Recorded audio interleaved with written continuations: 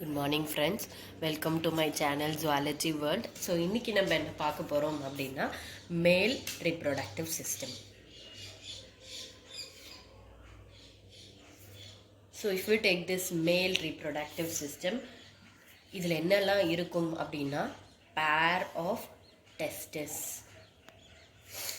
அதுக்கப்புறமா இதுக்கான accessory ducts, duct இல்லை glandன்னு சொல்லுவோம் சரிங்களா. Then last one is external genitalia. So இதெல்லாம் தான் மேல் ரீப்ரொடக்டிவ் சிஸ்டமில் இருக்கக்கூடிய பார்ட்ஸ். ஸோ ஃபஸ்ட்டு நம்ம பார்க்க போகிறது டெஸ்டிஸ்.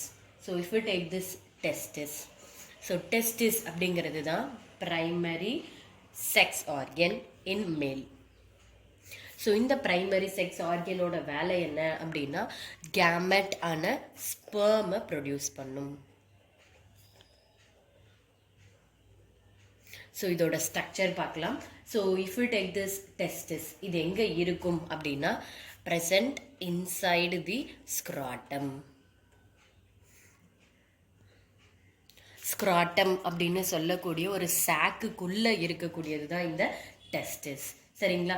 இது எப்பயுமே பாடியை விட்டு வெளியே தான் இருக்கும், அவுட் சைட் த பாடி தான் இருக்கும். ஏன் இது அவுட் சைட் த பாடி தான் இருக்குது அப்படின்னா யூஸ்வலாக நம்மளோட பாடி டெம்பரேச்சர் 34 to 36 டிகிரி செல்சியஸாக இருக்கும். இந்த டெம்பரேச்சரில் நார்மலான ஸ்பெர்மால் ப்ரொடியூஸ் ஆக முடியாது.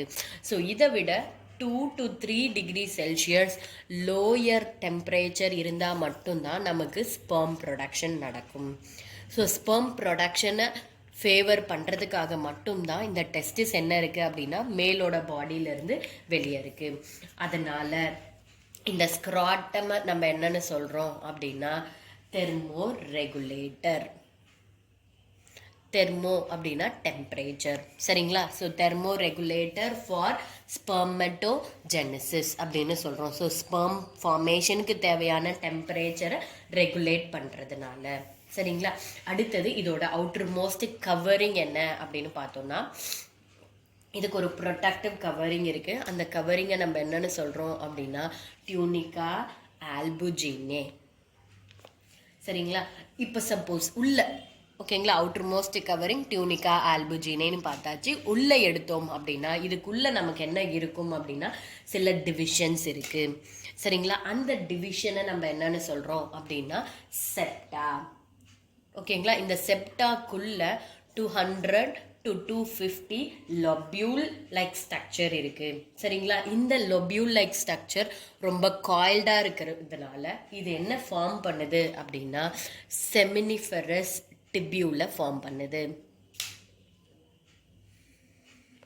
சரிங்களா. செமினிஃபெரஸ் டிபியூலை ஃபார்ம் பண்ணுது.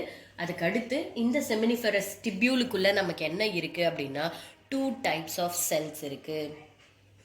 என்னென்ன செல் அப்படின்னு பார்த்தோம்னா ஃபர்ஸ்ட் ஒன் செர்டோலைஸ் செல். அப்படி இல்லைன்னா இதை நம்ம நர்ஸ் செல் அப்படின்னு சொல்லலாம் சரிங்களா. இந்த செர்டோலைஸ் செல்லோட வேலை என்ன அப்படின்னா நரிஷ்மெண்ட். ஸ்பெர்ம் மெச்சூர் ஆகிற வரைக்கும் அதுக்கு தேவையான எனர்ஜி எல்லாமே எங்கேருந்து கிடைக்கும் அப்படின்னா செர்டோலைஸ் செல்லிலிருந்து. அடுத்து இதோட முக்கியமான வேலை என்ன அப்படின்னா இது ஒரு செக்ரீஷனை நமக்கு கொடுக்குது சரிங்களா. இது ஒரு ஹார்மோனை செக்ரேட் பண்ணுது. அந்த ஹார்மோனோட பேர் இன்னெபின். இந்த ஹார்மோனோட வேலை என்ன அப்படின்னா ஸ்பெர்மட்டோஜெனிசிஸ் ப்ராசஸோட ஃபீட்பேக் கண்ட்ரோல். என்ன இது ஃபீட்பேக் கண்ட்ரோல் அப்படின்னா ஃபீட்பேக் கண்ட்ரோல் ஆஃப் ஸ்பெர்மட்டோஜெனிசிஸ் சரிங்களா. சப்போஸ் மேலோட பாடியில் ஸ்பெர்ம் கம்மியாக இருக்குது அப்படின்னா அந்த ஸ்பெர்மோட கவுண்ட்டை இன்க்ரீஸ் பண்ணும். அப்படி கவுண்ட் ஜாஸ்தியாக இருக்குது அப்படின்னா ப்ரொடக்ஷனை ஸ்டாப் பண்ணும். இதுதான் நம்ம என்னென்னு சொல்கிறோம்னா feedback control. So positive negative ரெண்டு ஃபீட்பேக் கண்ட்ரோலுமே இந்த இன்னிபின் அப்படின்னு சொல்லக்கூடிய ஹார்மோன் கிட்ட தான் இருக்குது. அடுத்து செகண்ட் டைப் ஆஃப் செல் என்ன அப்படின்னா இன்டர்ஸ்டீஷியல் செல். அப்படி இல்லை அப்படின்னா இதோட இன்னொரு பேர் லேடிக் செல். இந்த லேடிக் செல்லோட வேலை என்ன அப்படின்னு பார்த்தோம்னா இது ஒரு எண்டோக்ரைன் டிஷ்யூ.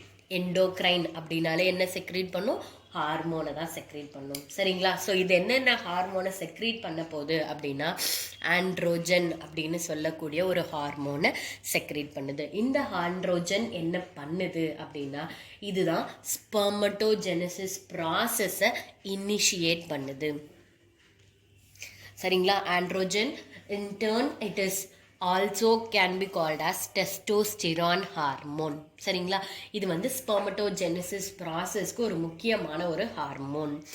சரிங்களா? இதுதான் செமினிஃபெரஸ் டிபியூலோட 2 types of cells. Then next one வந்து செமினிஃபெரஸ் டிபியூல் முடிஞ்சு போச்சு. டெஸ்டிஸோட டயக்ராமை பார்க்கலாம். சரிங்களா? இதான் அந்த ஸ்க்ராட்டம். இந்த ஸ்க்ராட்டமுக்குள்ளே தான் நமக்கு என்ன இருக்குன்னா ஒரு ஓவாய்டு ஸ்ட்ரக்சர் ஆன டெஸ்டிஸ் இருக்குது. சரிங்களா? இந்த ஓவாய்டு ஸ்ட்ரக்சர் வெளியிருந்து பார்க்கும்போது நமக்கு எப்படி தெரியும்? ஒரு நிமிஷம். சரிங்களா? இது டெஸ்டிஸ். ஸோ இந்த டெஸ்டிஸுக்குள்ளே இருக்கக்கூடிய லோப்டு ஸ்ட்ரக்சர். சரிங்களா? இந்த மாதிரி காயில்டான ஸ்ட்ரக்சர் இருக்கு. இந்த காயிலிங்க தான் நம்ம என்னன்னு சொல்றோம்? செமினிஃபெரஸ் டிபியூல் அப்படின்னு சொல்றோம்.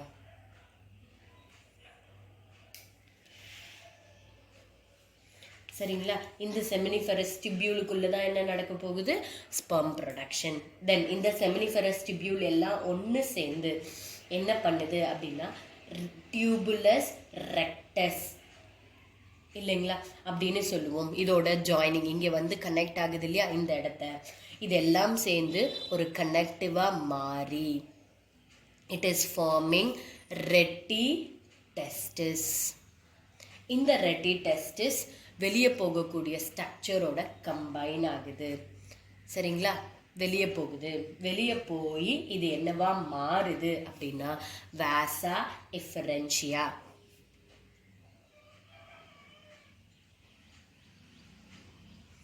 தென் டெஸ்டிஸுக்கு மேலே ஒரு பாட்டு இருக்குது. அதை தான் நம்ம என்னன்னு சொல்கிறோம்? அடுத்த பாட்டு. வேசா எஃபரன்ஷியாவுக்கு போன ஸ்பெர்ம் எங்கே போகும் அப்படின்னா எபிடிடைமஸ்க்கு போகும். இந்த எபிடிடைமஸ் அப்படிங்கிற ஏரியா தான் மெச்சூர் ஆகிற வரைக்கும் அந்த ஸ்பெர்மை ஸ்டோர் பண்ணி வைக்கக்கூடிய area. Plus extra sperm produce ஆனாலும் அது எங்கே இருக்குன்னா எபிடிடைமஸில் மெச்சூர் ஆகி தேவைன்னு வர வரைக்கும் அங்கேயே ஸ்டோர் ஆகி இருக்கும். அதுக்கப்புறம் இந்த எபிடிடைமஸ்லேருந்து அதை வெளியே கொண்டு போகக்கூடிய டியூபை நம்ம வாஸ் டிஃபரன்ஸ் அப்படின்னு சொல்கிறோம். சரிங்களா? இதோட ஸ்ட்ரக்சர் ஆஃப் டெஸ்டிஸ் முடிஞ்சது. ஸோ மீதி இருக்கக்கூடிய ஆக்சசரி கிளாண்டை நம்ம அடுத்த கிளாஸில் ஸ்டார்ட் பண்ணுவோம். So thank you friends. என்னோட வீடியோ பிடிச்சிருந்தா லைக் பண்ணுங்கள், ஷேர் பண்ணுங்கள், சப்ஸ்கிரைப் பண்ணுங்கள் மறக்காமல்.